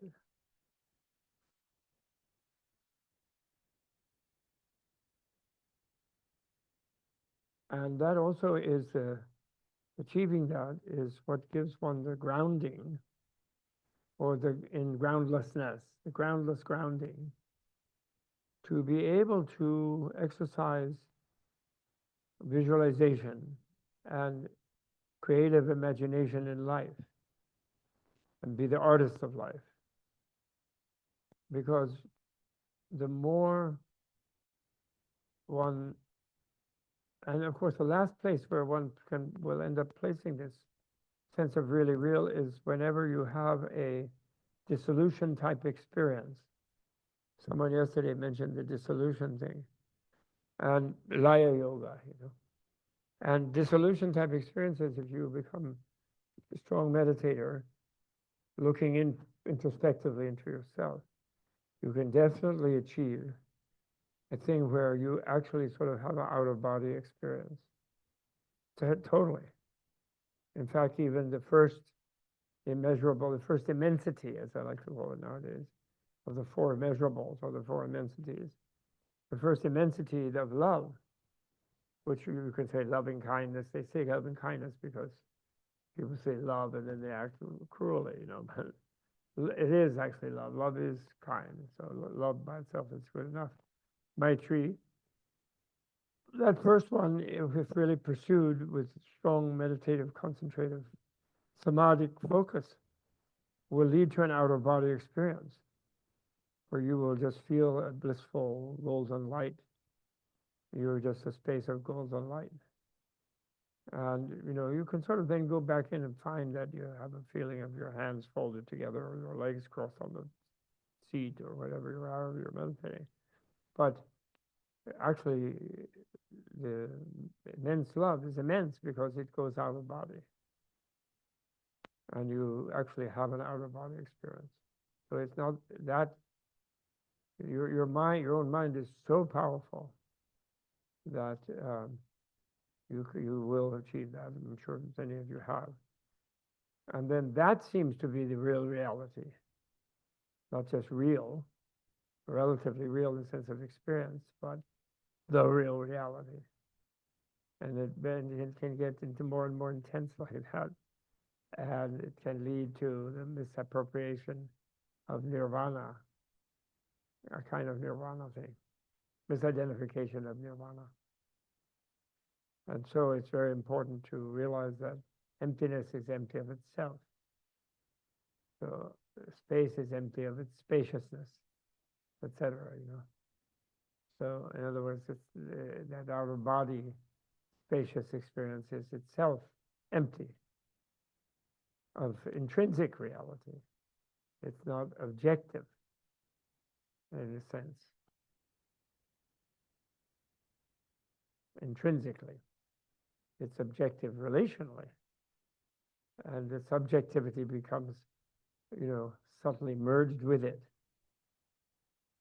And which also then in this context though, of the four keys, then we'll go when there's a third and a fourth key. And the third key is the freedom from unity. So this self that's really real feels like when you really feel it, when you're carried away by your own real reality. Because you're the innocent injured and you're the righteously indignant.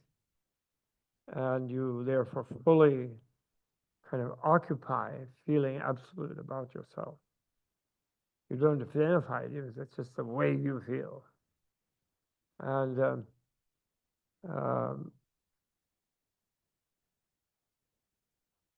the royal reason of relativity, of course, since if you feel something, then even if it's a feeling of feelinglessness, something. And so you're relating to whatever you're feeling, so you're relativizing it by feeling it. But you reach a point where you won't think that. So then it's better you go back to do keys 3 and 4. And the 3 one is where you realize that you feel like what is powerful about your really real feeling is you are unity. You are the one you. I'm the real Bob, the real Michelle, the real Kelly, the real Sukpran, Baptiste, whoever it is. And so then you look through your material aggregate and you inventory your anatomy and you even whatever models you have about your physical self, you implement, including you go into your quantum level, quantum foam level, your atoms, your cells, or whatever model you may have, old muscle, tendon, ligament, bone, like fluids, etc. Whatever it is, you completely do what dear John Kabat-Zinn would call a body scan, and you totally do that. You don't find anything non-relational in it. Most likely, as a unit, you don't. It's the opposite of a unity. It's an incredibly complex bunch of processes. So it's pretty easy to disqualify the physical body as being that unitary self. And so then you go into the sensations, which is moving in the mental direction of mind. So when you think about your knee, for example, you feel maybe you attend to a feeling of the cloth of your pant leg or whatever you're wearing on the knee, on the skin surface of the knee, or maybe some feeling between the muscle and the bone, or whatever. You come up with some sensations. And those sensations are not, I don't know why some people insist on translating feelings. They're not emotional. They're just either pleasant or unpleasant or numb or neutral. That's all the only three, so therefore only means sensations. It isn't really feelings, with the other part of it being emotional reaction. Okay, so you find among them a tremendous complexity and no unity. So you disqualify any sensation as being the self, although you remember having meditated the identification of the really real feeling of the self, that you felt very congested and very tight and very tense. It seemed like there was a hard thing inside your thing. There's a hard you in there or something. But you felt that way when you were deeply into that emotion in your memory. But in fact, you realize that all sensations are very complicated, constantly changing, and they differ from each other. You can simultaneously have a pleasant one over on this corner and an unpleasant one on that corner. So they're not a unity. And then you go to your recognitions, which is where the overlay of the concept on the direct experience comes. Like if I think knee, I have a concept of knee, and I define it as a joint in some part of the bone, I guess, somewhere when it goes up the thigh bone or down the calf bone, the shin bone. And then I don't call it knee anymore, but then I actually have to imagine something I call a knee. I have an image of a knee that I project onto whatever the sensations are there to come up with that recognition of my knee. So that's not a unity. It's very complicated. And then my feelings or emotional reactions to the recognitions I have and the sensations that I have. These are then another aggregate, another process. And again, I had a very strong feeling about my innocence and my righteousness, and it was really powerful. But in a way, it rose and it fell, and it's not a thing in itself. It becomes clear to me it's not a unity. So then you reject those three layers on top of the physical, three mental layers, and you come to the consciousness itself. And here's where there must be this unchanging witness consciousness. And then you do what dear Mark Epstein loves so much. You turn around and look into your own face, imaginatively, with your introspection. Look into your brain, you look into your thinking, into whatever mental imagery you may have in your mind's eye. And you don't find anything unchanging and unitary in there. But in a way, your active, continuous looking is somehow the unchanging thing. And it's no longer in there because you're imagining you're outside looking in. And you go around, you start spinning. Remember, this one is very powerful one, very hard to do, to concentrate here. And you're spinning, because you're looking into yourself, and yet the sense of that absolute self seems to shift away from your angle of vision, and it actually is the one that's looking. And then you turn to try to catch yourself, and you start spinning, like those dogs that dance around chasing their tail. And if you have the concentration to keep that up, that will definitely drill through your sense of being in your body. And you will end up with you can easily reach what's called space-like, not too easily, but you can reach, you will reach, maybe you have reached a space of space-like equipoised samadhi.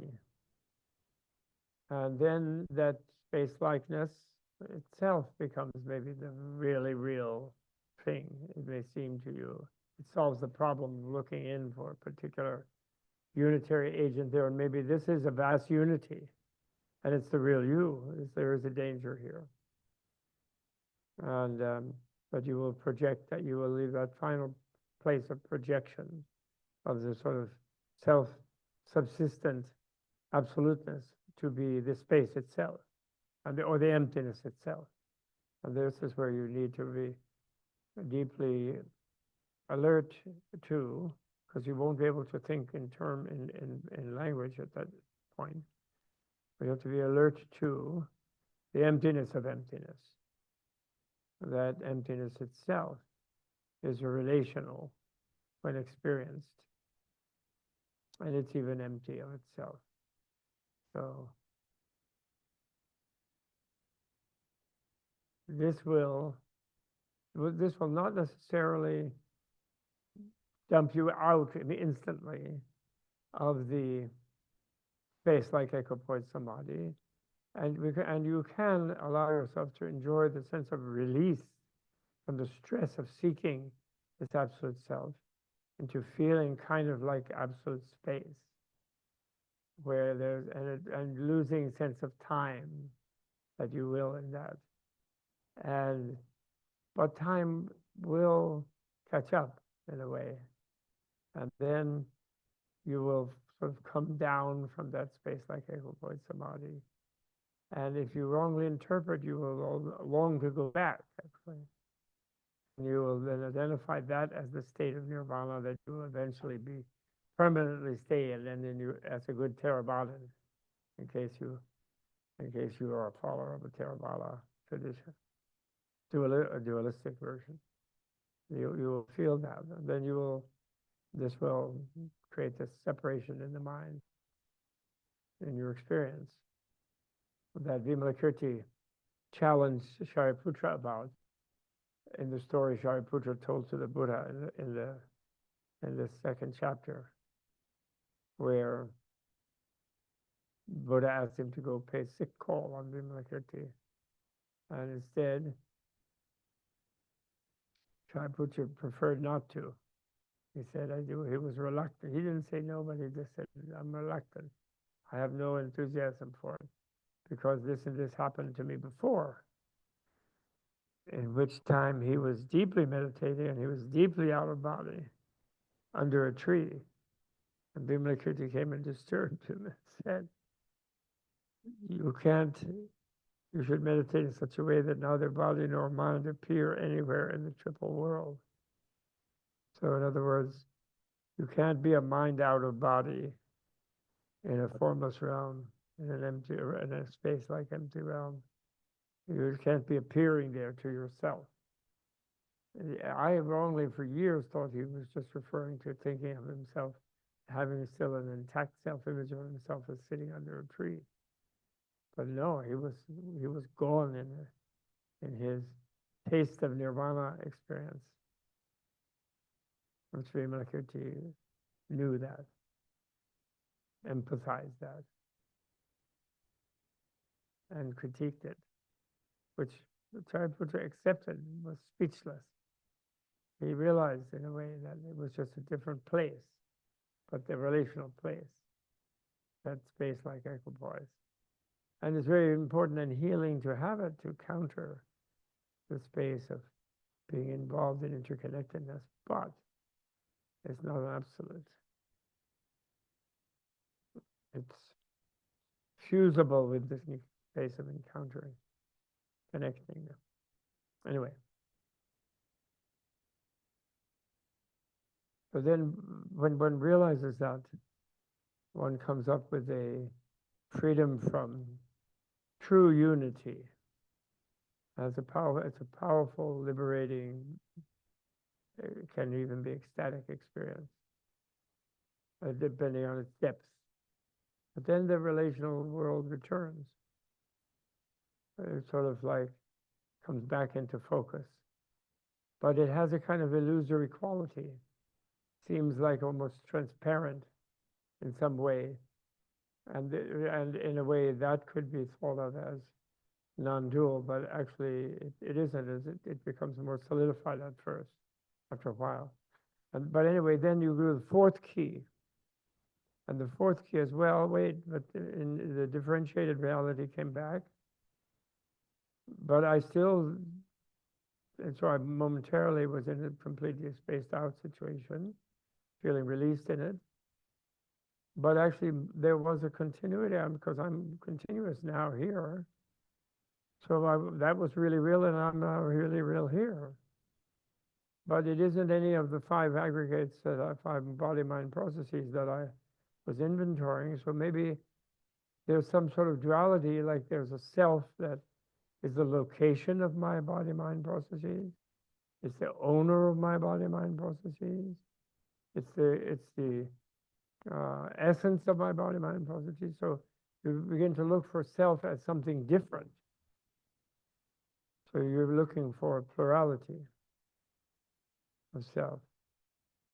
And seeing that, and then all kinds of, like, is there a silver car hanging in space connected by an invisible cord that's pulling my strings, and like all kind of funny images of the soul that people have come up with over the years. Or is Krishna my real soul, or God, or Jesus, or Manjushri, or somebody, And so you're looking for the self as something other than your body-mind processes, is the fourth key. And when you do that, you will keep discarding everything that you find, because somehow there has to be a connection to this buzzing, blooming confusion of your five body-mind processes. And so once there's a connection, then it's not the absolute that it feels like it is. And so then you will go into another space like equipoise. You will go into maybe a little deeper one there, because you're dealing with very, very subtle things. And then you're really ready at an more advanced level for the royal reason of relativity, where even the encounter of a seemingly erroneous absolute proves its relativity. So you're in the province of what's called the mirror intuitive wisdom, or the mirror intuition, where the error of misknowing proves your wisdom, supports your wisdom. And this is Tsongkhapa's great thing, where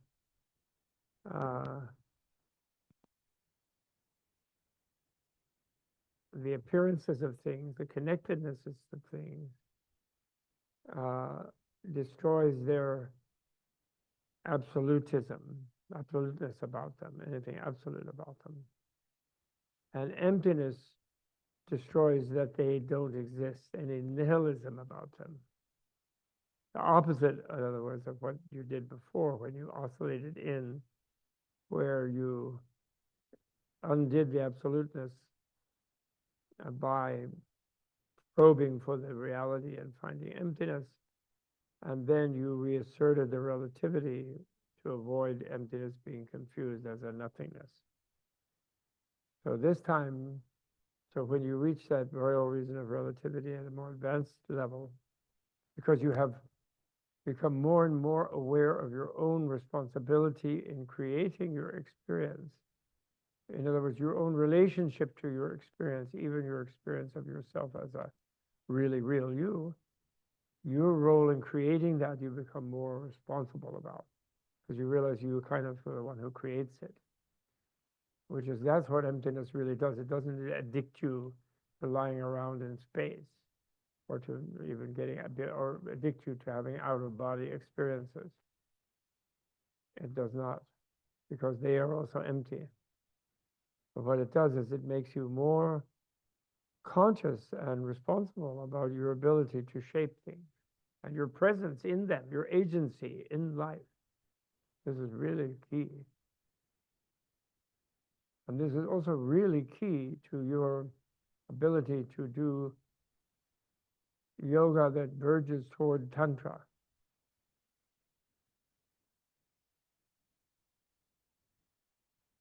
For example, the 9-point breathing. When you draw in the breath through the right nostril and channel it down the red right vein, the Pingala, I think, in the Hindu language, the Rasana in the Siddha in the Buddhist language.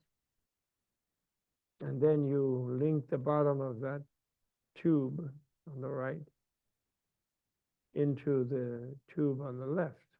You plumb it below the navel chakra, at the navel chakra. And then you exhale, bringing the air up through the left Ida channel, or Lalana channel, and exhale through the left nostril. Then you are more confident in your ability to visualize the breath going like that. And you, looming behind those left and right channels, of course, is the central one, bluish on the outside, but very dark red on the inside, but bluish on the outside. And as you draw the air through into the right and out the left, or into the left and out the right, as you do those 6 of them, in whichever order you do them, you imagine the kinks, little wrinkles and kinks coming out of each channel, and let they become like nice, clean, straight, balloon-like things.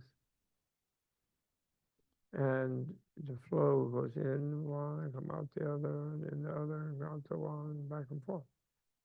And then the 7 through 9 of the breath, where you go in both of the left and right ones. You rejigger the plumbing so that the openings of the channels fit into the bottom of the central channel at the navel level.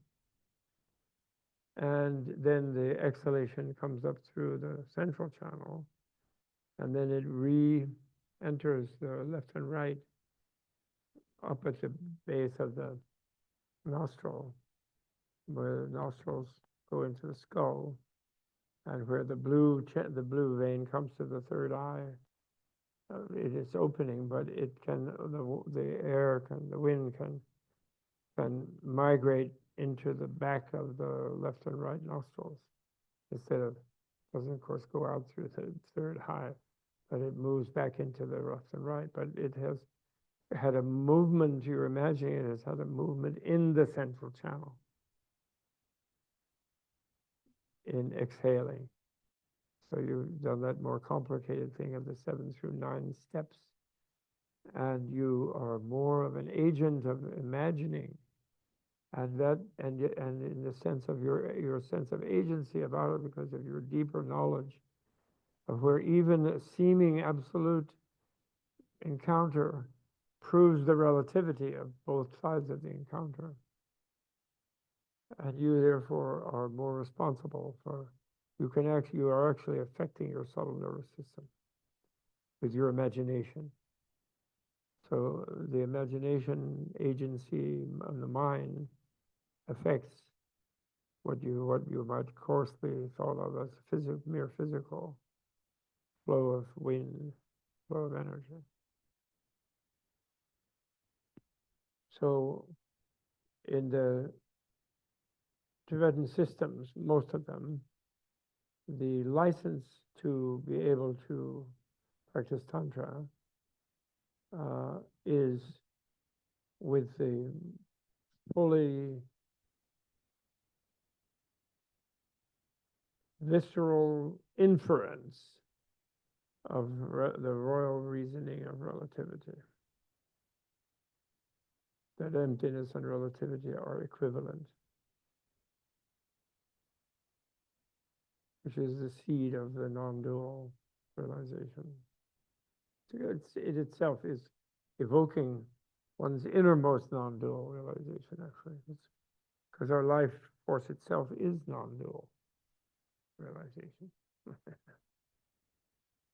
Okay, and that's really, really important. Now, this leads to my final thing of today, which we will go on with tomorrow, hopefully, which is how Hatha Yoga Pradipika and the Bandha and Mudra and Bandha chapter 3 is just Tantra, you know. It totally is Tantra. It's just, there's no border between them. But that doesn't mean, as a yoga teacher, as a yoga practitioner, that you have to be a tantric practitioner. Does not mean that. Or that your students all have to be initiated tantric practitioners. Does not mean that. Because there's this whole range of, and this is the range that Vajra Yoga is also trying to awaken, to stimulate, to open, which is a range where whatever one's spirituality tradition is, can be perhaps influenced to be a little open-minded, but can remain completely vital and alive for everyone. They don't have to move into this particular thing and that particular other thing. And still they can have the validity of having more agency and responsibility and more health and more happiness within their subtle nervous system on their own, without waiting for this drug from the pharmaceutical people, this kind of probe, this magnetic helmet that you put on, and it goes blah, blah, blah, and it gets your alpha wave.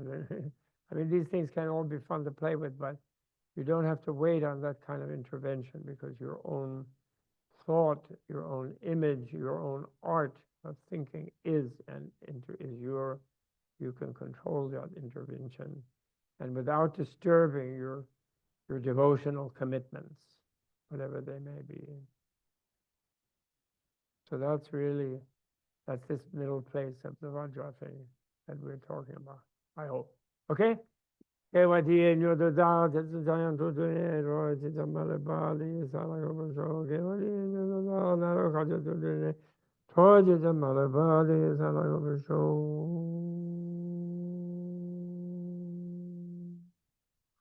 By the virtue of this effort that we all made together today, talking together and meditating together, may we quickly become at whatever our ideal we can imagine to be, in order to help others reach their ideals as quickly as possible, in equality with us. Okay? Ta-da! Thank you. Thank you, Sorry. everybody. I think that's all I can do today. Yeah. And you have to tell me whether you want me to come morning or afternoon tomorrow. Either one is fine. Okay, You decide, okay? great. Thank you, Okay, everybody. everybody good? Yeah. I'll end the meeting.